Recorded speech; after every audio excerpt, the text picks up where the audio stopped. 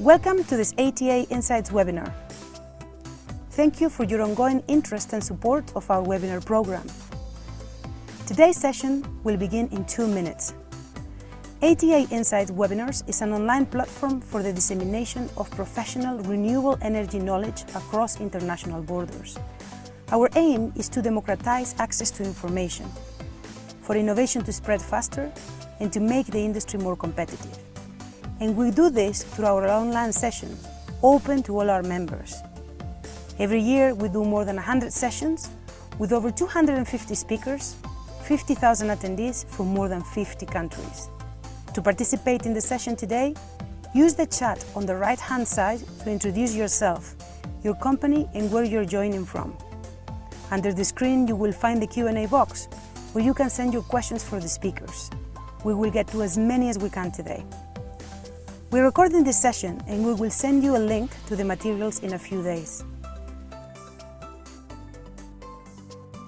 Please consider supporting our content creation for the webinar program. Contact us on the email on screen.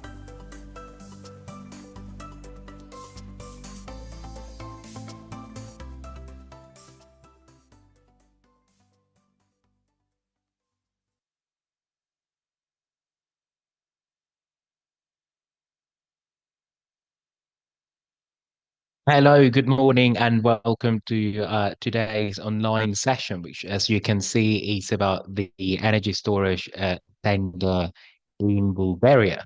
So today we have two experts who will let us know more about this exciting topic. So we have Mariyana Yaneva, who is the Chief Operating Officer from IPS, and Dimitar Kairakov, who is from Schoenherr. Welcome both of you. I'll ask you to introduce yourselves briefly now, but before we get to that, I'll just remind everyone that we are recording this session and that you'll get the recording in an email. And as you saw in the video, introduce yourselves using the chat function. And also, as you hear the presentations and you see them, note down your questions, because you'll be able to send them through the Q&A box, and we'll answer as many of them as we can within the allocated time, which is an hour. Okay. Well, without further ado, I'll ask the panelists to introduce themselves. So, Mariyana, could you please introduce yourself, and welcome. Thank you, Carlos. Thank you also to ATA Insights for organizing this webinar and inviting us today. It's my pleasure to be present among you, and I hope that we do make some things clear about the Bulgarian market. It's a very promising one. A few words of introduction about myself. I am working within the renewables industry for more than 15 years now, and I have passed through wind, solar, and now I work for, I think, the only Bulgarian manufacturer of battery energy systems, International Power Supply. And today, I hope that we will discuss together with the participants the opportunities that storage presents, not only for the Bulgarian market, but also within the regional aspect. I've prepared a short presentation to just visualize the points that I wish to talk about. So, Okay. But normally the way we do it is that the panelists introduce themselves, and then we get started with the presentation. okay. So maybe Dimitar, if you could let Dimitar just introduce himself very briefly, and then we'll go to your presentation, Mariyana. Sure. Hi, everybody. I am Dimitar Kairakov. I work as an attorney in the Sofia office of Schoenherr. This is an international law firm with strong presence in Central and Eastern Europe, and I will be touching upon more on the regulatory and legal framework related to the storage tenders and the development of storage projects in Bulgaria. Okay, perfect. Thank you, Dimitar. Okay, now, Mariana, if you could please share your screen and then we'll get started with your presentation. Thank you, Carlos. Okay, I can see it clearly, so over to you. Okay, good. Then storage has a lot of opportunities to offer in our markets, but what I would like to talk about today is mainly the story that presents how it turns out that storage becomes a real trend in Bulgaria, a little bit about what are the fundamentals for development of the energy storage markets and where do we see the current working business models for implementing storage in the country. So without further ado, maybe just a short introduction of the company that I represent. It's, as I said, a company with quite a long history with the production of power electronics and from recently battery energy storage systems. Along the history of the company, systems mainly working within the off-grid sector. Maybe interesting story that the first energy storage award at the Intersolar in Munich was awarded to IPS for its innovative off-grid system. And since then, such systems have been deployed in more than 59 countries. Since last year, the company has entered also the CNI and utility scale storage systems, offering the Bulgarian market unique conditions for having systems manufactured inside the country and also the availability to operate and maintain them for a company that's within the country. One of the energy storage revolution's opportunity offers in terms of net zero strategic act as well and stimulating the development of the energy transition technologies production within the European Union and Bulgaria is exactly that some companies will take on the opportunity to manufacture such systems and bring that knowledge inside the country. A little bit of fundamentals, why storage is becoming very important, and I see it as a business sector that is just starting its development in Bulgaria. You can see how Bulgaria grid-connected renewable energy power plants developed over the last 24 years. There was a clear boom around 2012 when the feed-in tariffs incentivized a lot of companies to invest in solar and wind. And that ended somehow with retroactive measures, and the market kind of died for a few years until in 2019 and 2020, there was a clear economic advantage of advancing renewable energy development in Bulgaria, since it was just the cheapest source of energy available on the market, and it made sense to invest in such schemes. You can see that there was a lot of investment over the last 3 years. Basically, solar tripled its installed capacity within a period that is, I would say, quite short for development of such systems. It's a worldwide trend, but also implemented in Bulgaria. And unlike, for example, schemes in Romania and Greece, where half of the growth in the solar segment comes from small systems, residential and CNI. In Bulgaria, the sector is driven primarily by utility scale projects, which is why we were able to achieve this spectacular growth in installed capacity, which brings the share of solar in the electricity mix by generation to 14%. Last year, which is like a 65 year-on-year increase achieved for the solar sector. And this installed capacity growth has, of course, its effect on the markets. On this slide, you can see a heat map of the wholesale electricity prices in Bulgaria for the last 3 years. And clearly, 2022 was an outlier in terms of energy prices across the whole of Europe because of the war in Ukraine. And this was somehow tamed with the increased growth in renewable energy across Europe and in Bulgaria as well. You can see in 2023, the prices were basically under the threshold of 200 euro per megawatt hour.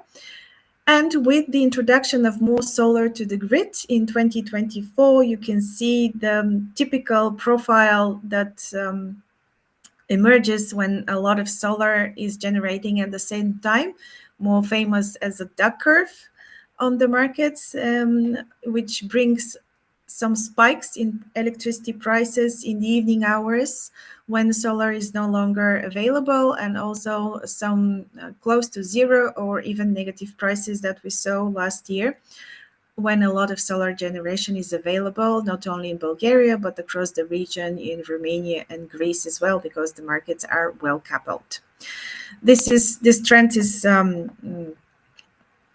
replicable from the start of this year as well. So this is a quite, I would say, strong stimuli for the development of energy storage solutions.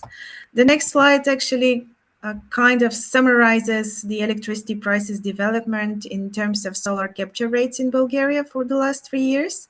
And you can see that 2024, the purple line is on the lower side. So solar is touching already 60% as a capture rate.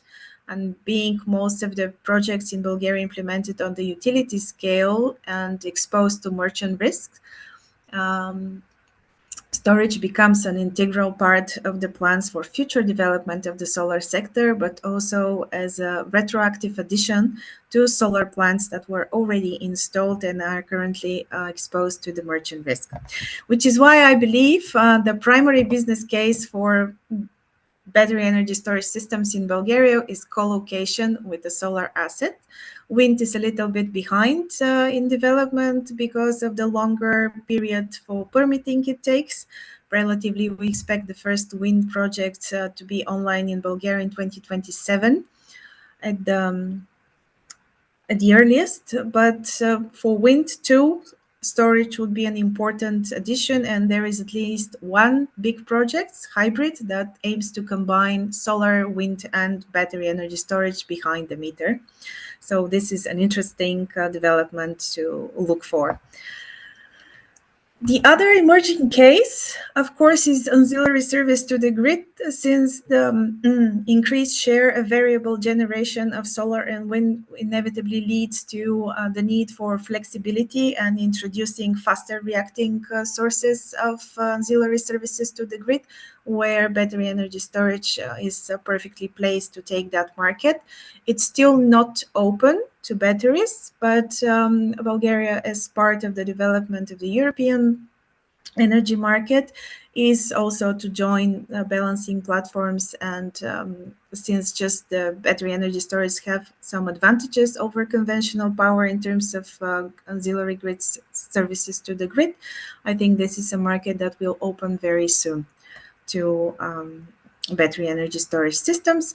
And of course, last but not least, battery energy storage systems are quite a flexible asset. They can be implemented on the generation, but as well on the demand side.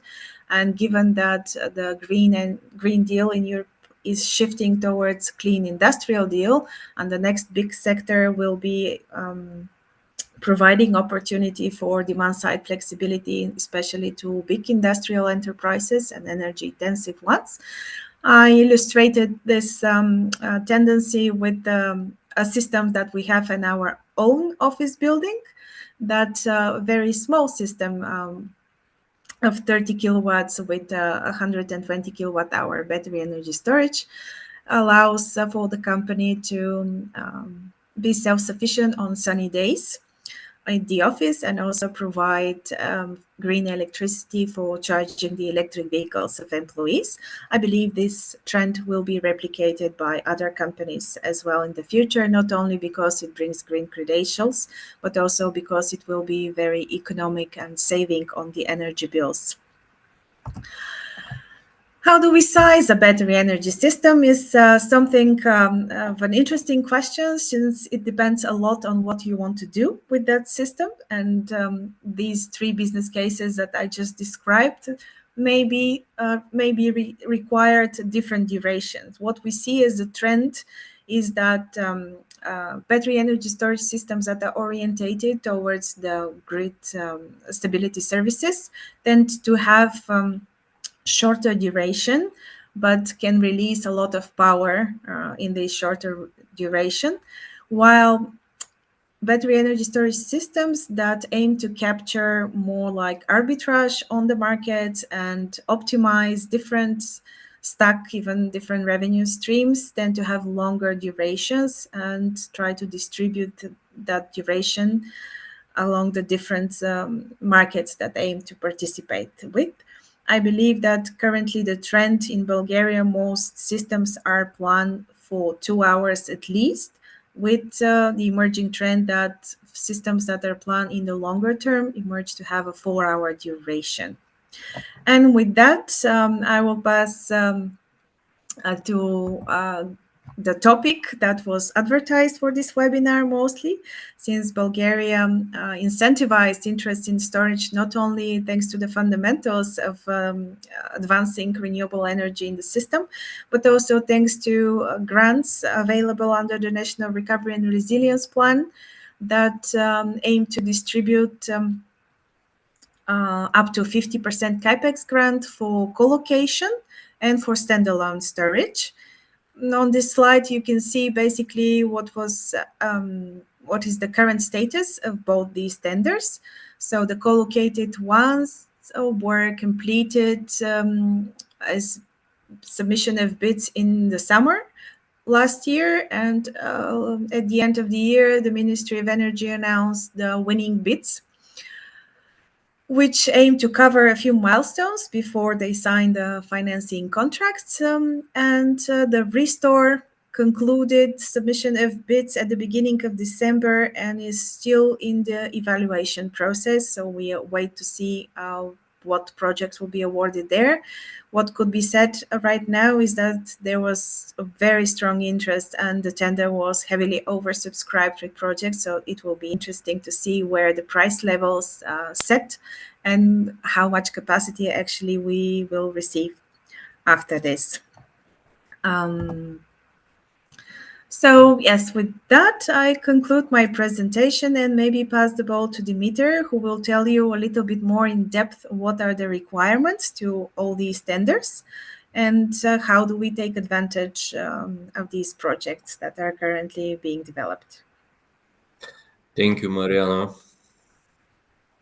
I will just share my screen with my own presentation. Yeah, thank you, Mariyana, for your presentation. And I'd just like to remind everyone in the audience that if you have questions, please post them through the Q&A box, which you can see at the bottom of your screen. So yeah, over to you, Dimitar. Thank you, Carlos. So just as a follow-up to my introduction, Schoenherr is a law firm that has a wide presence in Central and Eastern Europe. We work on a lot of regulatory and energy mandates, and we have a lot of experience in many jurisdictions, which help us to tailor our advice, especially when we have complicated energy cases. In terms of what we are gathered here today uh, to present, in Bulgaria, currently we had two types of tenders. The first one was for the development of renewable energy projects co-located with storage facilities.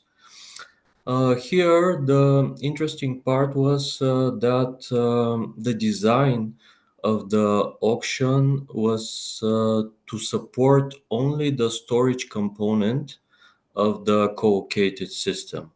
So the grant funding is provided for the storage facility and not for the renewable energy part. The design also was made so that smaller projects could also benefit from funding, and so that not only the larger projects will be able to to get the funding through economies of scale. The one of the calls under these auctions was for size of battery storages, which were from 200 kilowatts to 2 megawatts. And then there's another call for over 200 kilowatts. And of course, then the developer decides what will be the size. It could be a large storage facility. There is also another restraint in the tender conditions where the minimum 30% of the installed capacity of the generation component of the combined project, the storage part has to be minimum 30% of the installed capacity of the generation component and no more than 50% of the installed capacity of the generation component. This was a design matter to help with, let's say, what will be the best type of size for the storage facilities. Time will tell whether this was the best selected option. The best storage, the storage facility has to be with a minimum 2-hour duration capacity. So the investment aid under this auction is provided for up to 50% of the eligible costs. And there are also some thresholds for the overall amount that could be provided per megawatt of installed capacity.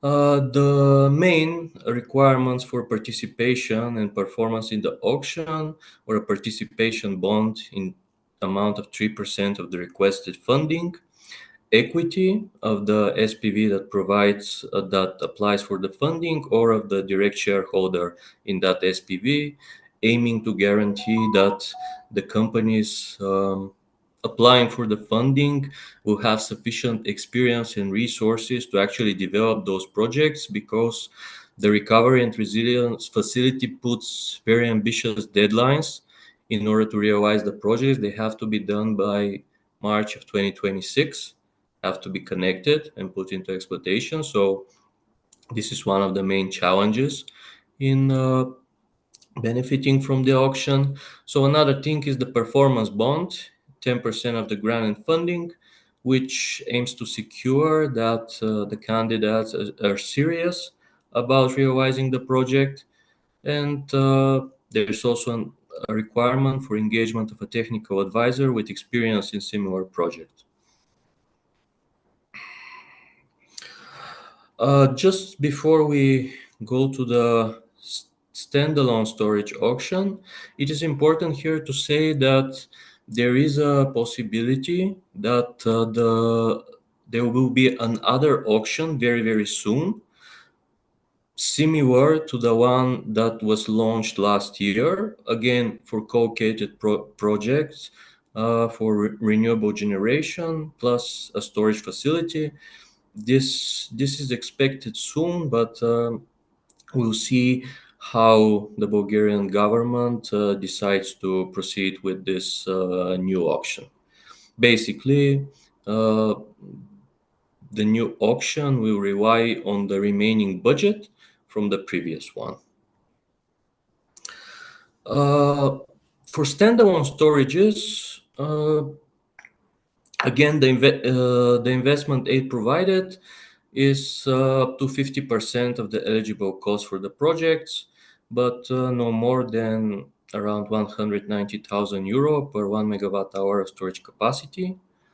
The minimum requirement is that the storage facilities that apply with the project have to be with installed capacity of minimum 10 megawatts and 2-hour duration. The storage facilities must meet the legal requirements for participation in tenders for supply of ancillary services, because one of the main goals of these projects is to get online enough storages so that the balancing needs of the grid are met when we go more and more into renewable generation. Storage facilities may also be connected at the level of the distribution grid, but again, they must have the technical capacity to connect to the telecommunication networks of the TSO so that they can provide ancillary services. And one important element of this tender is that the storage facility have to be connected as a separate energy object, but of course it can be built next to an existing client or a producer. The participation and performance requirements are very similar to the other tender. Again, we have a participation bond of 3% of the requested funding, equity of the SPV applying for the funding or the direct shareholder, performance bond, and of course, engagement of a technical advisor with sufficient experience in such projects. Now I see that most of the audience in the webinar is international, so it would be good to just have a few words on the legal framework for development of storage projects in Bulgaria. Believe it or not, until a couple of years ago, we didn't have even a legal definition in the energy law for what is electricity storage. But now, after this update, let's say, of the legal regime that happened in the last few years, we see, as also Mariyana mentioned, enormous growth in the projects. And the most important thing is that projects are able to go live. Obviously, the regulatory framework in the beginning cannot be perfect, but anyway, it allows for project to go live in reasonable amount of time. So here, one important thing in the legal definition that is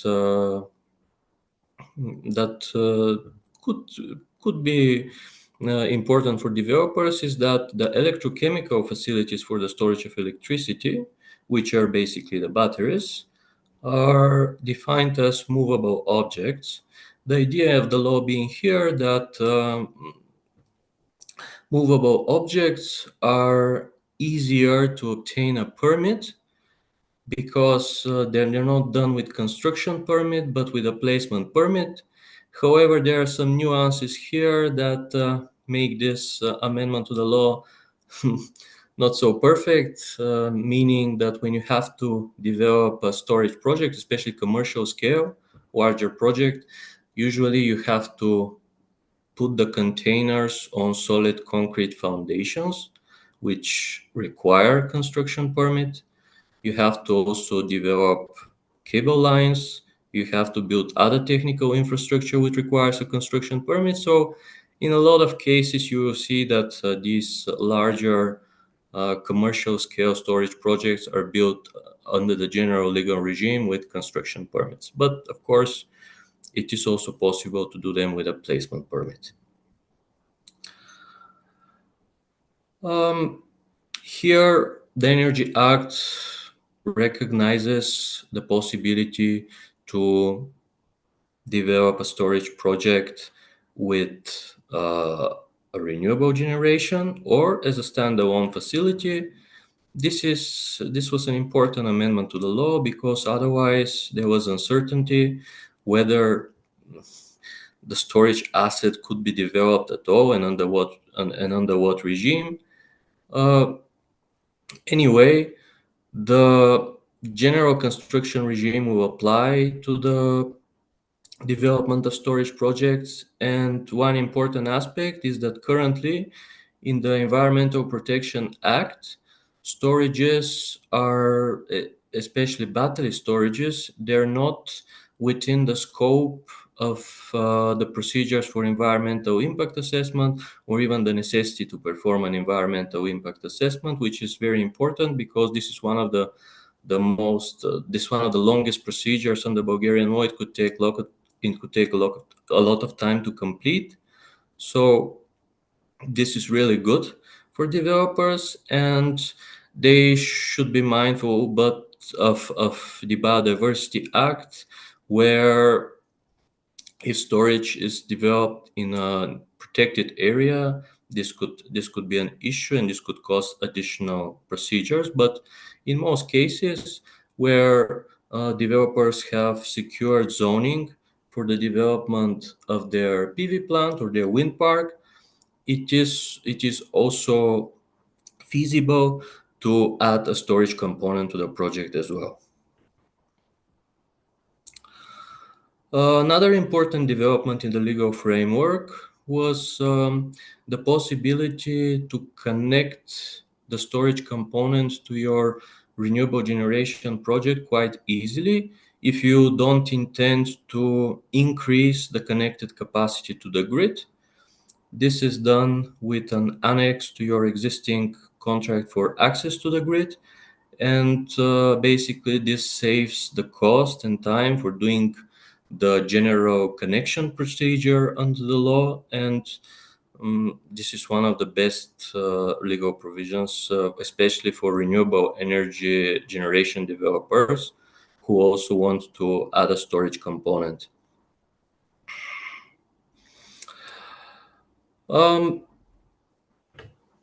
Another new item in the law is the grid connection bond for connecting. Here, this is mostly applicable to standalone storage facilities.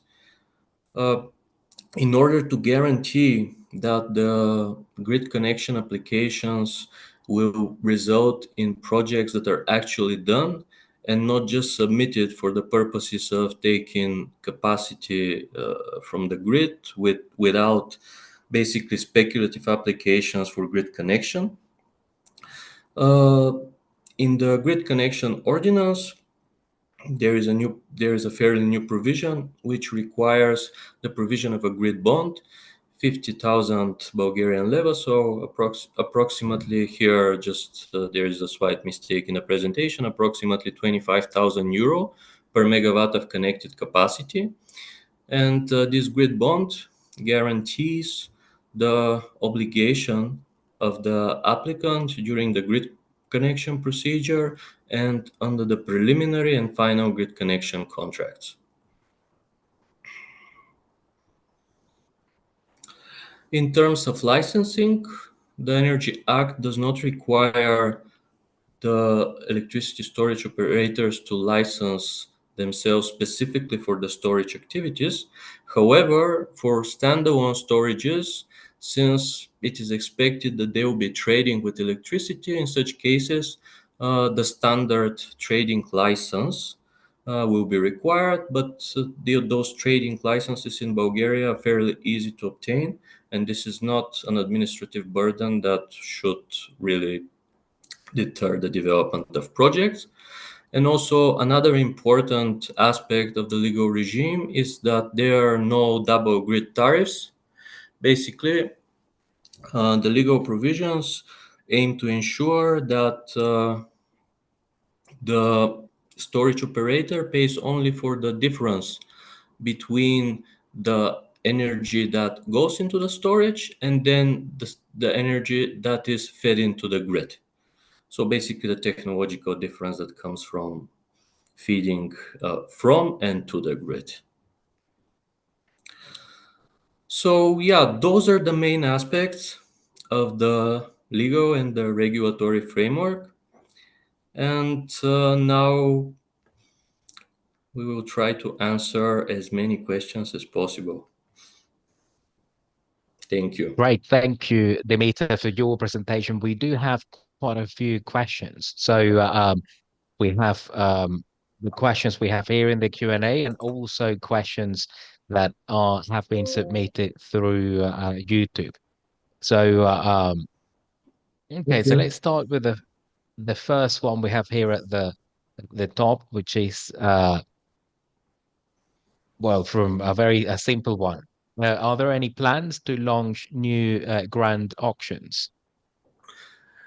Yeah, well, as I briefly mentioned, there is currently the ministry is contemplating to launch an additional auction, which is not for standalone, but the first type for co-located projects with renewable generation and a storage component.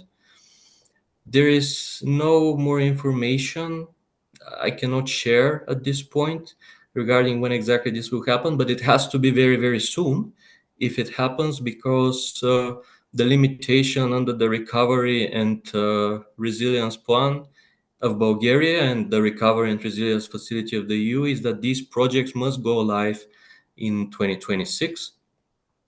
And also under these auctions, there are certain milestones to be completed.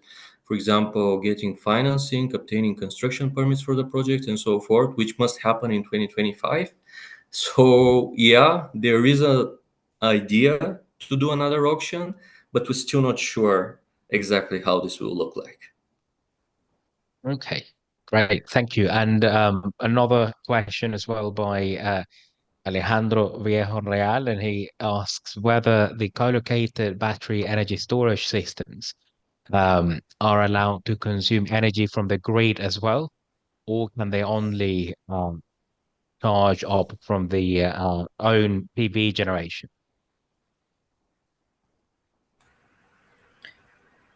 The answer, yes, is Uh, no, because there is a limited amount allowed for the projects to charge from the grid. Up to 75% of the system needs to be, and the electricity needs to come from the co-located asset. It's a European-wide requirement that tends to be replicated on all auctions. But maybe Dimitar can also give you the legal grounds for that. Yes, specifically for the auction projects, this 75% requirement to get the energy from the co-located generation comes related to the state aid rules. So this is a requirement under the auction.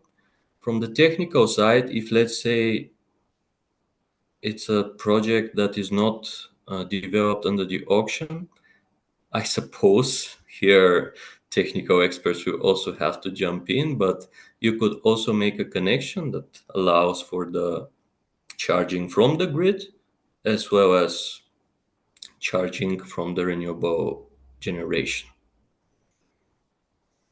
Okay, thank you very much. There is an interesting question here as well about incentives. So I think that's a question from well, CLA is his name here. So he is asking, or she, whether there are any incentives to in Bulgaria to hybridization of projects. Um, so I think what they mean is well, it says here solar and wind renewable energy plants. Um, they also ask about the average size of installed plants, the PV plants and wind and storage, which I think, Mariana, you shared a little bit um, on your presentation. So yeah, are there any hybridization incentives to hybridization in Bulgaria? Well, the incentives, it's not a premium given for incentivizing development of hybridization projects, but I would say it's more risk management on the side of the developers, because the strong solar production profile brings exposure to market prices, and storage can and hybrid assets can mitigate those risks of low capture prices on the market. On the other hand, with the increase of variable renewable energy sources on the grid, the imbalance prices and the balancing of the system, the cost is increasing, and this is passed on basically to renewable energy producers. So this is another incentive for them to invest in storage in order to manage better the imbalances caused in the system. The same incentive is applicable to portfolio managers that want to distribute their assets in a way that, on the one hand, can offer a shaped production on the market that better fits with the offtake requirements of industrial consumers, and on the other hand, to manage the balance responsibilities that they have for the grid and the market as a whole. So I believe that this is basic. The incentive is coming from the market, not so much as incentivized in terms of auctions organized by the state, giving a premium to hybrid projects. It's just a market incentive to develop a portfolio or a hybrid asset that better fits the market requirements in terms of offtake. And for the average size, as I said, in terms of solar, it's strongly utility scale, so meaning the average size of projects that come to the grid is above 10 megawatts. Maybe a few projects even that have been announced above 100 and 200 megawatts are bringing the larger share in the new installations that we have. Right. One word I haven't heard um, today, which is very common in when we talk about energy storage and renewables, is curtailment. So, is curtailment an issue in Bulgaria? Are operators of PV plants starting to see that part of the production is curtailed because of you know the overproduction at certain times of day, or is I that not believe an issue yet? Um, we are in a very peculiar situation in Southeastern Europe due to the demand of electricity from Ukraine and the fact that the region is exporting a lot of electricity to Ukraine. So, unlike expectations that were basically held by most analysts for low and near negative prices on the market for last summer, it did not materialize simply because of these exports to Ukraine. So the market is a little bit skimmed at the moment. But last year, another gigawatt of solar entered the system in terms of grid Mm. connections. So maybe this year we will see real curtailments for system security from the TSO. So far, this has not been an issue in Bulgaria. Okay, that's good to know because it's a recurring topic whenever we talk about PV, particularly. So, okay, so going back to the actual tender. So, Dogger Bider says that the deadlines are uh, short, essentially, and I quote he's saying or she I'm sorry, this is creating a cliff edge risk. Do you expect that this deadline would be extended, and is it possible by Bulgarian law or European Union legislation? So, uh, are there any expectations that the deadline would be extended? Well, I could say that the opinion is correct. The time schedule is very tight. I believe the first milestone is ordering the high and medium voltage transformers by the end of February and getting the construction permit by March, at the end of March. So it's really tight schedule that the project need to follow. For the extension of the deadlines, I don't know. So far, the European Commission has not been um, in favor of extending the term since it's linked to the next generation and recovery and resilience facility. But maybe Dimitar can share from legal point of view if this is something that Bulgaria could request or somehow negotiate with the Commission. Well, definitely on the Bulgarian war, we cannot change these deadlines. If the Commission decides that it makes sense for these deadlines to be extended a little bit, this could technically happen. But from previous discussions, our understanding is that since the Recovery and Resilience Facility is meant to have impact right now, really close to the to the harmful consequences from the crisis that we had after COVID and so forth, they really want that the projects under this recovery and resilience plan happen as fast as possible and not delay them more in time. So I would not rely on extensions of this deadline. Okay, well, there you have your answer, Dogger. So, Nicolas Delusis asks, what is exactly the required similar experience in BESS projects, so invest projects? Um, Um, suppose is one of the requirements you ye- mentioned. So, yeah, this is probably the technical expert with similar experience. Since there haven't been in the past projects from that type of battery storages in Bulgaria. Similar experience here is meant similar renewable energy projects like wind, solar, and with a certain capacity, but not to make any technical mistakes. If I can check later and describe specifically what is the similar experience, but basically it's the fact that the technical expert has worked on a renewable energy project, either solar or wind, with, let's say, 10 megawatts installed capacity or less or more, depending on the size of the concrete application. Yeah, so maybe to add a little bit, the basic requirement is the technical leader or the person that leads the technical team to have experience with works on the middle voltage and high voltage level, depending on where the project is connecting. That's the requirement. Okay, well, that makes sense. Another question from Dogger Bider is basically asking, you need to pay a bond, and if you or is this reimbursable under any circumstances? I know from other markets that the bond is precisely to make sure that you are serious about the project and that you're trying to meet the deadlines and go ahead. So it tends to be a non-reimbursable, but maybe Dimitar, you can tell us more about this.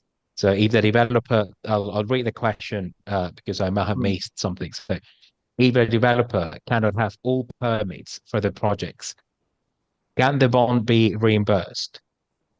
Is this considered a kind of impossibility by the grid operator? So, Well, since the connection procedure in Bulgaria is, let's say, you have three steps. You have first the connection statement, then you have a preliminary grid connection agreement, and then you have a final connection agreement.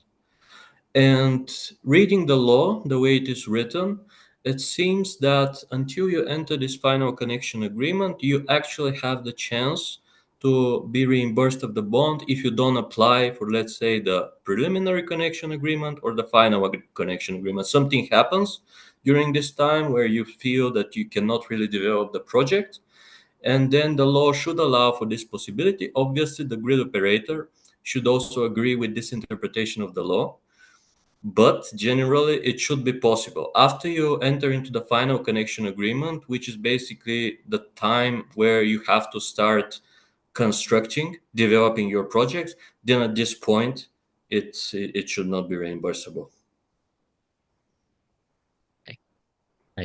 makes sense. Mariyana, I don't know if you'd like to add to this, or should we go to the next question? No, I think Dimitar was quite clear. Yeah, it was very clear. So, thank you. Okay, so interesting question from Łukasz Szajek is asking how long is the grid application process of a BESS system, a co-located BESS system versus standalone BESS? Well, here it will depend on the co-location, because I think in a lot of cases the renewable energy developer who already has connection for the generation component, they don't want to increase the connected capacity with their BESS component.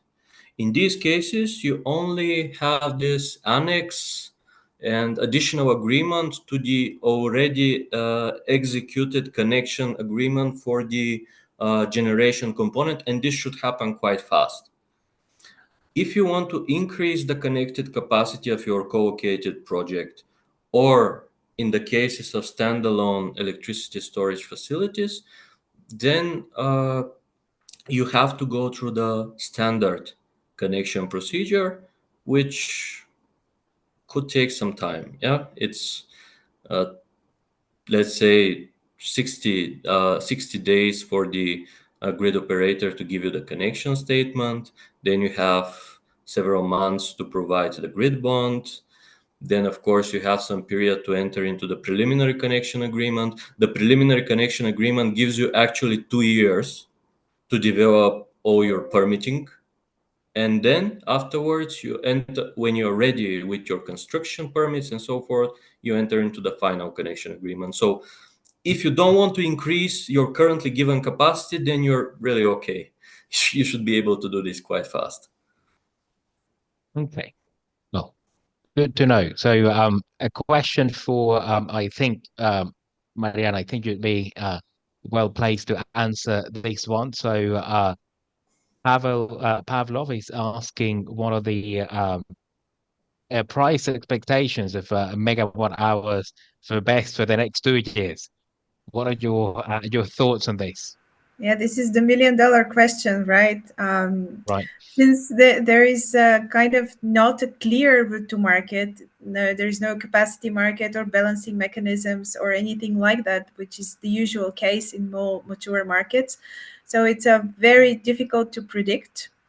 And this is subject to what is the business case that the best system will be used for.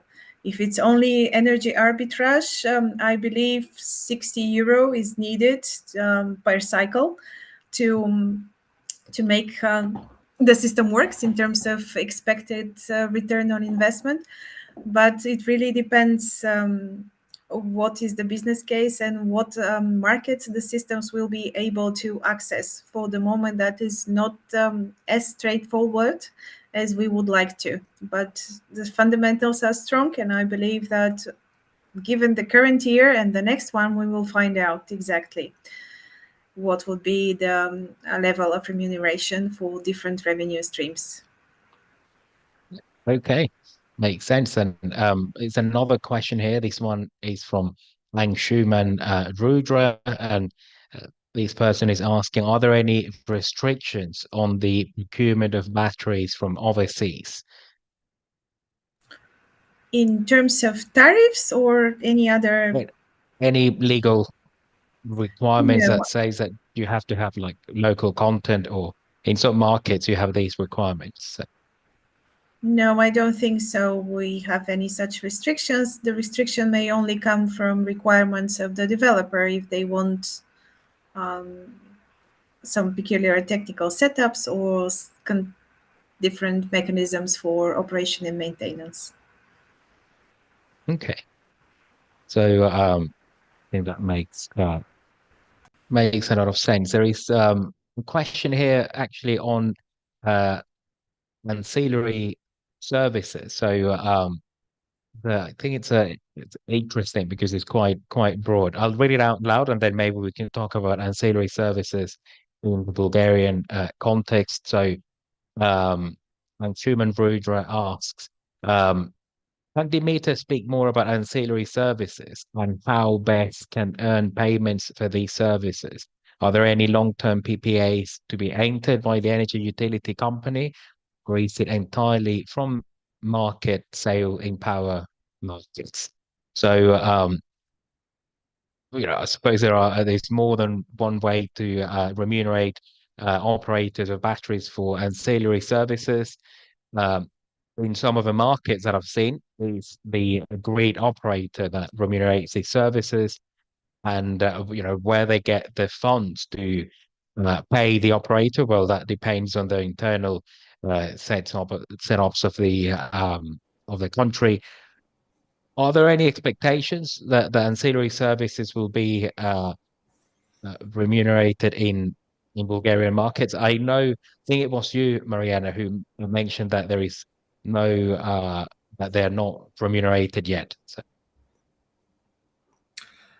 Well, from the legal side of things, if you look at our electricity trading rules, basically the operators of storage facilities are allowed to participate in the ancillary services market. Legally, they're allowed to do so. In practical terms, whether they can do it, it's another story. And I don't believe currently we have a business people are discussing business case about that in the current regime, but Mariana maybe can also add here if she has some more knowledge on that. Yeah, I think I know the background where the question comes from, but in Bulgaria there is no long-term capacity mechanisms like in Poland, Mm, for example, or okay. in the UK where the output of the system is contracted on a few years ahead. So in Bulgaria, the TSO holds daily auctions for balancing energy and for the ancillary services. There is no practice of long-term contracting, and there is no premium for fast reacting assets like battery energy storage. So it's all based on price. And for the moment, the two main how to say participants on the balancing and energy markets are state-owned companies. One is the hydropower plant operator, National Electricity Company, and the other one is the coal power plant in Stara Zagora. And from a political point of view, this is seen as a way to provide services from especially the coal power stations to keep them afloat because they are currently needed to balance the system in a way and be able to operate in the days where solar is not strong and wind is not developed yet. So, whether and how the ancillary services market will be accessible to developers is something that will be more made more clear in the coming year, I believe, because there are at least two projects on the generation side that have hybrid systems, solar plus storage.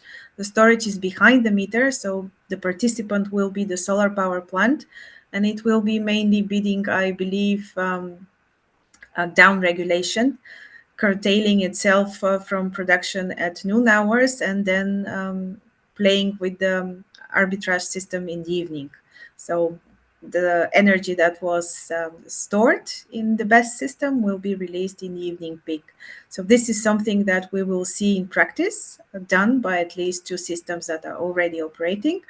And it remains to see how these two tenders develop and how many projects get to the end and add to the system to see whether the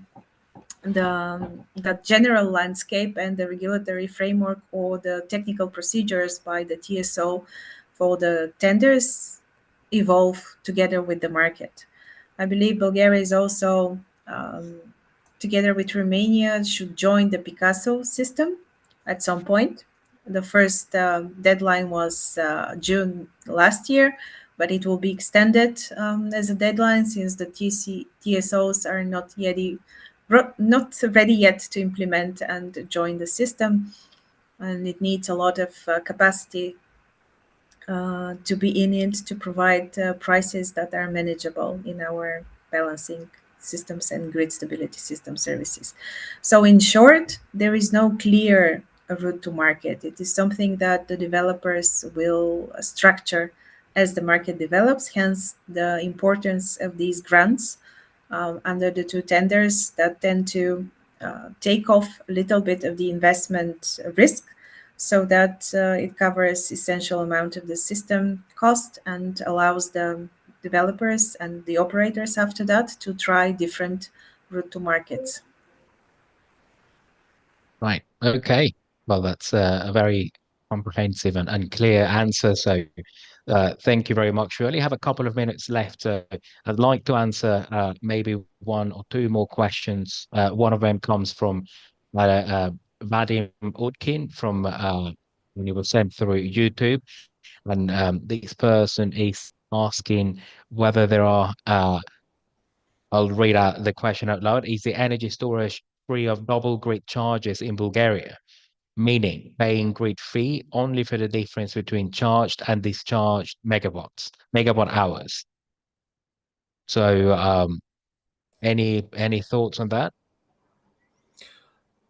Legally, the double grid charges were eliminated, so you have only the payment for the difference between what goes in and then goes out. Basically, this technologically there is a difference, so there should be no double grid charges. This is one of the best parts of the legal regime. Okay, great. And very last question, I know we're running short of time, but I think it's a very pertinent one. So it's from Alessandro Leone, and he's asking, how are time-shifting revenues regulated between the asset owner and the market? Does the best owner get to keep the profits, or do meaning the profits, have to be returned to the market operator?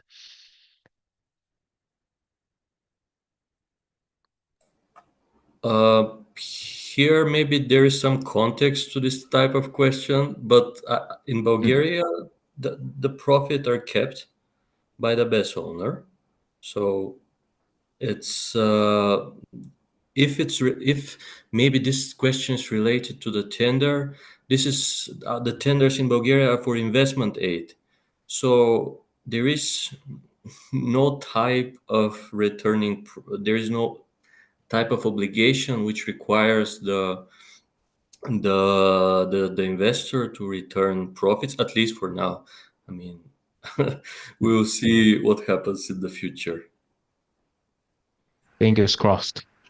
Yeah, I believe Yeah, that go on, the Maria. question is referring to the revenue caps that are still, there is a clawback mechanism still in Okay. place by the end of March, I believe. So if you could tell a little bit more on that.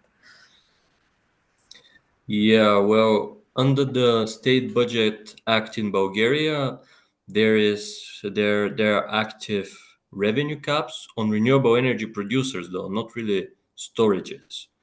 So I believe the current revenue cap is 300, if I'm not mistaken, really here, but this has to be double checked. So basically, if the renewable energy producer earns above the revenue cap, then this has to be submitted as a contribution to the Electricity System Security Fund. But from what I've seen, on at least from my experience, this until now, this revenue cap hasn't really bothered the renewable energy producers. Maybe if they can get much higher prices, then this will become an issue. Great. Okay, well, now we need to wrap up. So I would like to thank both of you, Mariana and Dimitar, for today's webinar. I think it was very insightful, and I'd also like to thank everyone who's been watching us till now. So yeah, the webinar has been recorded. You'll get the recording and the presentations in an email. And if you like this type of content, go to our website and sign up to our webinars. You can see it up there next to my head, what the website is. So thank you very much, and have a great day, and see you here next time.